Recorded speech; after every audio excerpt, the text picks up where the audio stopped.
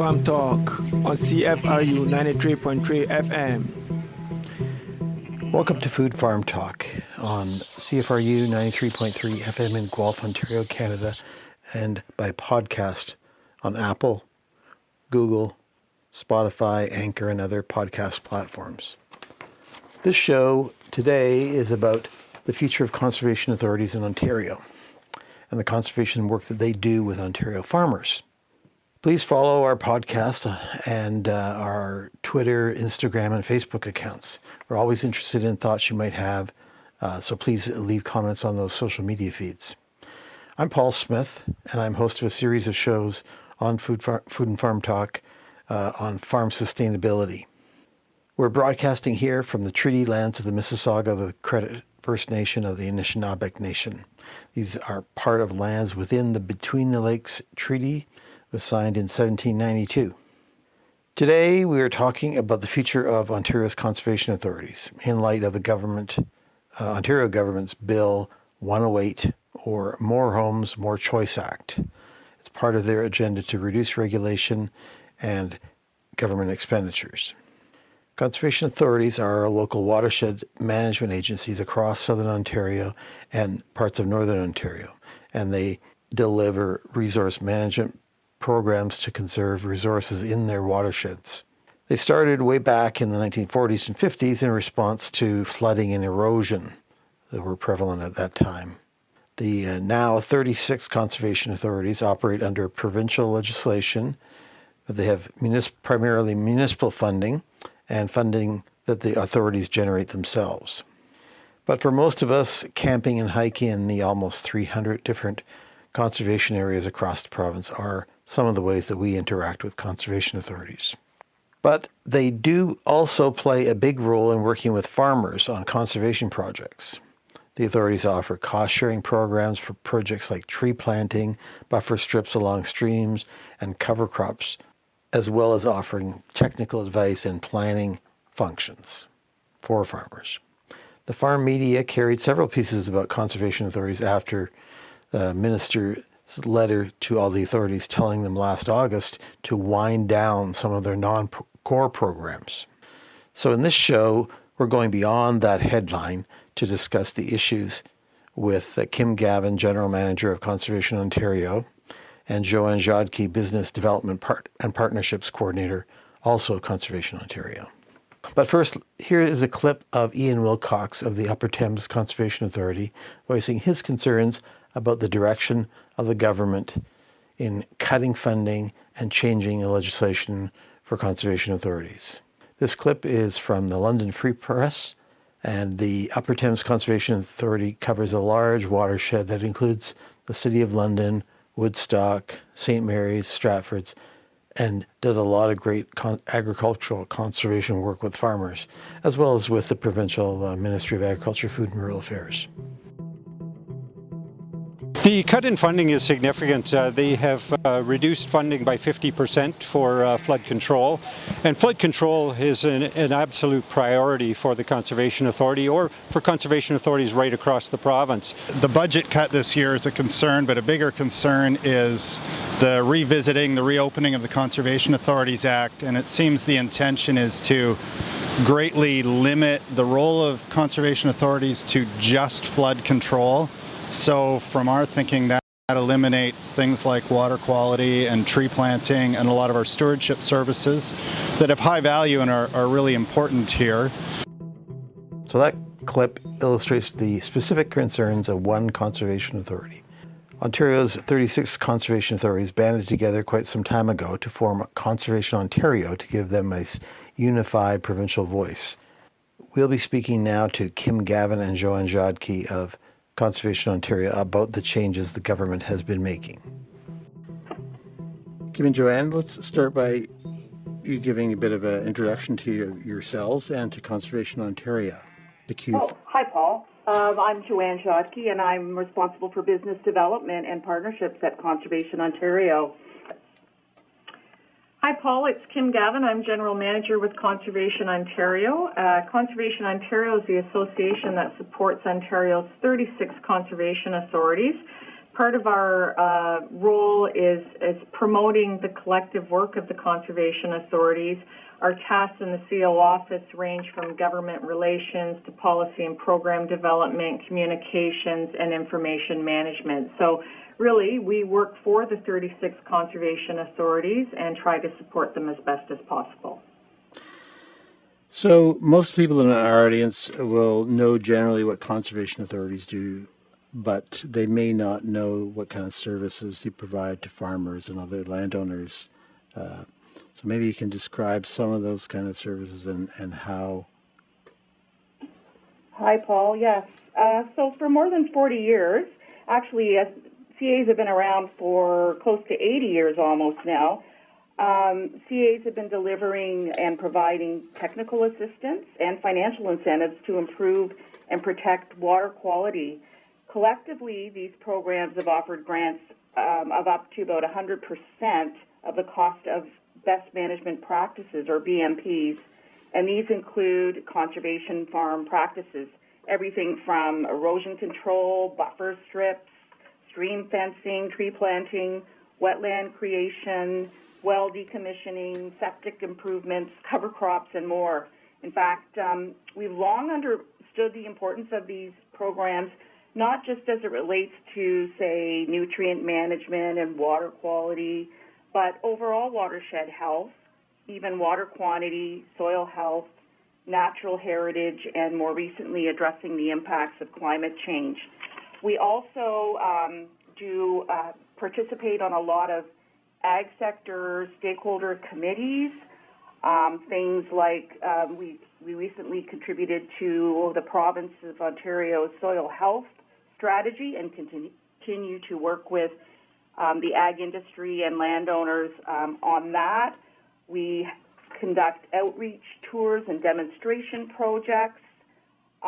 We work with researchers across Ontario, too, on applied research on farms at the farm scale and watershed scale. It's really important, too, in implementing these projects that we understand the effectiveness of the practices. So conservation authorities are also involved in monitoring and modeling of BMPs with many partners. And another thing that I'd just like to add is the investments that we provide in grants in total to landowners, farmers. I'll give an example of 2017 where it was 10 to 12 million in grants to landowners. So we're pretty significant supporters of ag environmental stewardship. Recently, we had Bill 108 passed by the Ford government, and that was part of their plan to purportedly to increase housing supply in Ontario. It's part of a larger deregulatory agenda that they have as well, and it amended a lot of different pieces of legislation, including the conservation authorities. So maybe you can just go over what kind of changes were made to the conservation authority in Bill 108. Yeah, absolutely, Paul. It's Kim here. The key thing that the province stated in Bill 108 is that they wanted conservation authorities to stick to their quote-unquote core mandate. So what they did was they proposed that our activities be divided into mandatory and non-mandatory activities, and they've provided a list of 4 buckets that are identified as mandatory. So our natural hazard program, our flood program, the role that we play in source water protection, our conservation areas. We are the second largest landowner next to the province, and also Lake Simcoe, because there is the Lake Simcoe Protection Act. And basically what they wanted to do is to say anything that happens underneath of those particular program areas will be identified as mandatory, and anything else that the conservation authorities do would be non-mandatory. The biggest challenge that we had with that is it wasn't so much that they divided it into mandatory and non-mandatory, but we still haven't seen any regulations with respect to what are the programs and services that fall under each of those mandatory program areas. conservation authorities work on a watershed basis approach, and a number of the programs that Joanne just indicated, such as our stewardship and on-the-ground restoration programs, particularly with the agricultural program, what bucket does that fall under? Does that fall under natural hazards? Does that fall under source water protection? Or is it conservation areas? So what they were suggesting is any other activities that don't fall under those mandatory programs, we would then have to enter into MOUs with each of our municipalities within our watersheds to say, yes, we agree to having that activity happen. Our biggest concern as a conservation community was that we would fall into this potential scenario of opt-in and opt-out. So let me try and give you a live example. Let's say that there was an agricultural outreach program and it wasn't identified as a mandatory program. So it wasn't one of those activities in one of those buckets. That would mean that the Conservation Authority would then have to go to each of their municipalities to say to those municipalities, do you want this agricultural outreach program delivered in your municipality? And the municipality could either say yes or they could say no. So there'd be that opt-in and opt-out. And then what happens is you get this patchwork of delivery on the ground whereby you'd have, let's say there was 5 municipalities in that watershed. You'd have maybe 3 saying, yes, we'll have an agricultural outreach program, and 2 wouldn't. And then one neighbor says, well, how come they're getting that program offered and I can't get it in my municipality? So our biggest concern is that you start to move away from that watershed approach, and it just makes things complicated and a little bit cumbersome. So you haven't got any clarification from either the political level in the Ministry of Environment, Conservation and Parks, or from the civil servants within that ministry? Not at this point. And just to, another added layer of complexity, Paul, is currently the conservation authorities report to 2 separate ministries. We report to Ministry of Natural Resources and Forestry around our hazard and flood program, and everything else we report to Ministry of Environment, Conservation and Parks. These discussions have not happened, but I am pleased to say that in a preliminary meeting with Minister Urick, he has agreed to meet with each of the conservation authorities, is learning about our programs and services, is learning how we work with our municipality, and is learning about our broad support to many sectors, including the agricultural sector. And it's our anticipation that once these pre-consultations are held with the conservation authorities, that they will then undertake a broader consultation with municipalities and other key stakeholders. And I would hope that the agricultural community is at that table, and that further consultation would happen before any regulations are posted on the EBR. So is that a new development the ministers offer to meet with the CAs over time? That is a very recent development, and the CAs were probably a third of the way through the CAs having the opportunity to sit down with ministry staff, both at the bureaucratic and the political level, who are hearing the CAs. So this was a request we put into the minister, and we're pleased that he's honored our request to meet with the CAs. So that may be part of the kind of reboot of the Ford government they're trying to... Well, it could be. I mean, we were obviously concerned when we did receive a letter from Minister Urick. This would have been in August, just prior to the Association of Municipalities of Ontario conference, where the minister asked us to wind down non-mandatory programs. We didn't even have definition around the regulations of what defines core, so that's why we were most perplexed with why they could ask us to wind down the non-core when we didn't even know what fell into the core. And we'll get into more depth on that in a minute. How do you see this evolving in the longer term? Yeah, absolutely. There's no question, Paul, that our regulations and our permitting role is our area of business that some people refer to as our ugly area of business, right? No one likes to have to be told what they can and can't do, or to have to go through a process of obtaining a permit. But the reality is our role and in our hazard program is ensuring people and their properties are protected.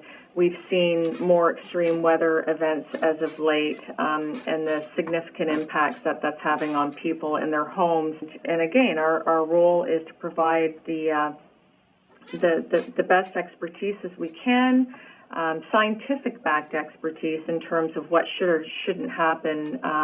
So we know, and you're quite correct, we are unfortunately old enough to know that this has been an area that has been highlighted all the time with the conservation authorities. And again, it was in Bill 108 around more transparency, accountability, reducing regulatory burden, I believe is the phrase that they use.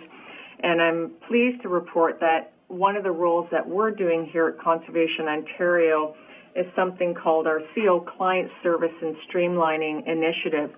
And basically, we're taking a hard look at our role in our Section 28 regulations and permits responsibilities, and we're saying, are there opportunities to streamline the process, working with our member municipalities and our applicants and the CAs and any other approval agencies? Are there opportunities for reducing timelines? And again, I'm pleased to report that our collective CAs have made a commitment to reducing timelines on applications.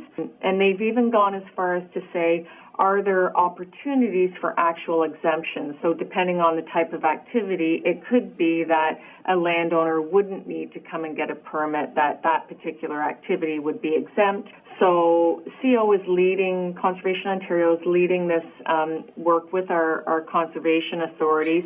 And we've even gone so far as to look at better customer service. So is there a point person within the Conservation Authority if you have a question about your permit, where it is in the line, what the status is, or if you don't like something that's been decided in the permit, is there someone you can speak to?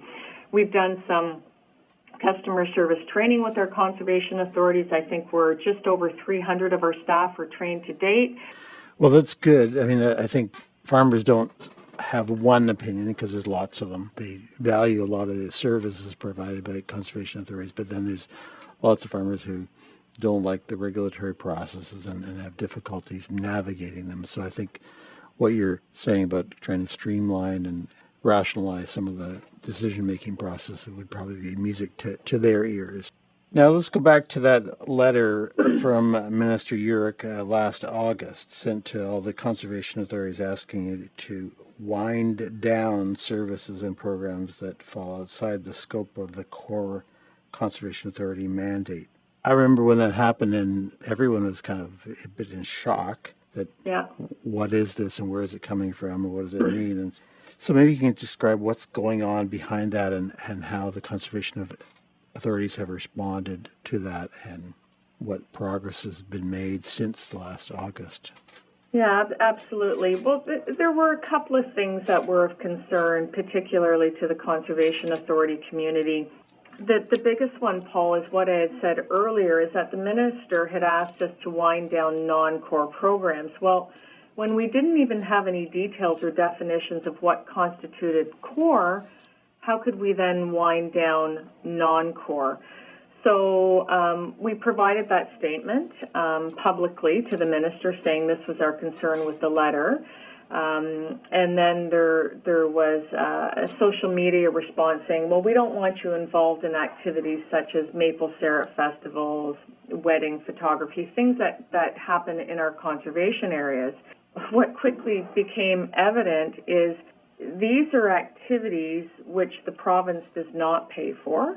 The second point is most of these activities are self-generated revenues. They're not even going to the municipalities to look for funds to run these programs. They pay for themselves. And most importantly, is many of these programs are actually helping to subsidize the costs of our quote-unquote core programs or mandatory programs. I can say in confidence that the meetings that have happened with the minister to date, that the CAs have been very forthcoming about that, and so I would hope that the ministry now has a better understanding of the importance of these programs which bring in those outside revenues that means that, A, we're not having to go back to the municipalities for increased levies to cover these programs, and nor is the province covering these programs or paying for these programs in full. We've been at the table for many years in front of the province saying that the funding that we currently get to do our flood management programs and our source water protection programs are insufficient to fully deliver what needs to be done in those program areas, particularly the flood one in light of climate change. So it was concerning when the minister was asking us, well, we shouldn't be involved in those activities. The second point around those is that these are programs that are valued by the local members within those municipalities. What family doesn't like to go to a maple syrup festival? What family doesn't like to go and visit their conservation area? These are things that are requested by the members, and for the most part, the member municipalities are pleased that the conservation authorities are actually doing these programs. So that was the biggest concern with this letter, is that a third thing that happened, Paul, is that we were right on the cusp. We had already received cuts early in the spring around our flood program. So the conservation authorities were trying to deal with the cuts that happened earlier in the spring. Some of them had to dip into reserves. Some of them had to lay off staff. Some of them just had to decide not to do other program areas. So it was really challenging. So we were dealing with that when this letter came around. And the final point I want to make is by August, September, the conservation authorities are already in discussions with their member municipalities about budgets for the next year. And the letter also indicated that we should not be increasing fees to the municipalities. Well, those discussions had already started. Yeah, and you talk about that, the cut to provincial funding to CAs for flood management and hazards and so on. And after Bill 108 said what the core areas were, and then the province cuts funding from those, in fact, core areas. And you did allude to the issue of the provincial funding being rather modest for the whole overall budget of conservation authorities across Ontario. So maybe you can just talk a little bit, and if you have numbers, refer to. Yeah, well, okay, so for the flood program, we've been receiving, up until this spring, we were receiving approximately $7.4 million. And that has been that same number since the mid-90s. The conservation authorities haven't seen any increases, and then bang, we got hit with the 50% reduction in the spring, so that brings it down to 3.7. We still get about $5 million for our water and erosion control infrastructure funding, and so that's to deal with that infrastructure that needs updating, and that's done on a risk management basis. So not all the areas that actually need to be repaired or updated are able to be addressed. So there's a concern there with aging infrastructure and the extreme weather events. And then the source water protection program brings in about $7.2 million to all the conservation authorities. So probably the biggest area that we're most concerned about is the flood hazard program, where for years we've been saying that program is underfunded. Yeah. One encouraging thing too, Paul, well, it was disappointing to see all the flooding and erosion that's happening around the lakes, the Ottawa River, Muskoka. It did generate some interest by the province, and you may know that they contracted a flood advisor to look and investigate the flood program in Ontario and make some recommendations. That flood advisor, we were happy to have the flood advisor visit with Conservation Ontario staff and our chair, with a number of conservation authorities. He toured around with Ministry of Natural Resources staff, I believe. We're anticipating a report very shortly with his recommendations, and look forward to some positive things coming out of that. So as a percentage basis, and you may not have this on the top of your head, but as a percentage basis, the provincial funding is fairly small compared to the municipals and revenue generation. Yeah, so the provincial funding is about 8% of our overall cost. So And some conservation authorities, it's as low as 2%. Yeah. The municipalities are by far our biggest funder, but some conservation authorities are also very effective in writing grants.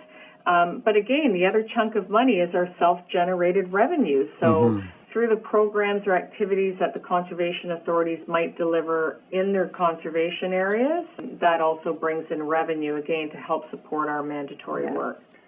And one of the things, too, Paul, that we're really positive and encouraged about is that we are getting some interest of our stakeholders in what the impacts to our stewardship delivery, our conservation service delivery and monitoring is, because we support the work they do. So we have Ducks Unlimited Canada, Forests Ontario, Ontario Soil and Crop. We deliver and help support those programs. And if we're not on the ground able to deliver those programs locally on their behalf, that is going to have an impact on what they're able to deliver. I've found with my own experience dealing with the Conservation Authority programs with Queen's Park is that they pay attention because a lot of the programs are urban oriented, related to hazards and natural heritage and so on. But the rural services, like these services to landowners and farmers, don't have the profile, and hopefully, this kind of raises them above the radar so they actually notice that these are services that are valued. Yeah, absolutely. And again, I'm really pleased to report that Minister Urick has gone out to see a couple of the rural watersheds with some of his other ministers. And one of the things that we've asked for at Conservation Ontario is that the minister and his or her staff take as many opportunities as possible to actually go out to the watersheds and to see the work of the conservation authorities and how they're partnering with many different sectors, including the agricultural sector. We've got some great rural programs out there. Well, that's good. That's great. Thanks, Kim and Joanne. I think on this show I try to get behind the headlines, get a little more detail and substance to what's going on in these news stories, and I think you've done a good job of delving into what's going on behind. It sounds like there's progress being made, and maybe there'll be a better resolution to these things in the future. So. Well, that's our hope, Paul. I mean, what I keep on saying to people are conservation authorities are good value for money, and we're the envy from many other provinces and other countries. We're pretty unique, and Ontario should be really proud to have us. Thank you, Paul. Okay, thank you. Thank you very much. So you've heard a lot about the role of conservation authorities today and how they work with farmers on many important conservation projects. You've also heard about the potential threat to that conservation work from Bill 108 and the direction of the current Ontario government. But you've also heard that there may be a shift in the government's direction. But time will tell, so stay tuned on this file. You may have your own thoughts or observations about what you've heard today, so please make comments on our Instagram, Facebook, and Twitter social media feeds. And there's additional information on this issue and topic. There are links in the show notes on our podcast site. So thanks to Kim Gavine and Joanne Rzadki for their contributions to this show. Please tune in for the next show on Food Farm Talk on CFRU in Guelph, Ontario, Canada, and on podcast on Apple, Google, Spotify, Anchor, and many other platforms. Thanks a lot for listening.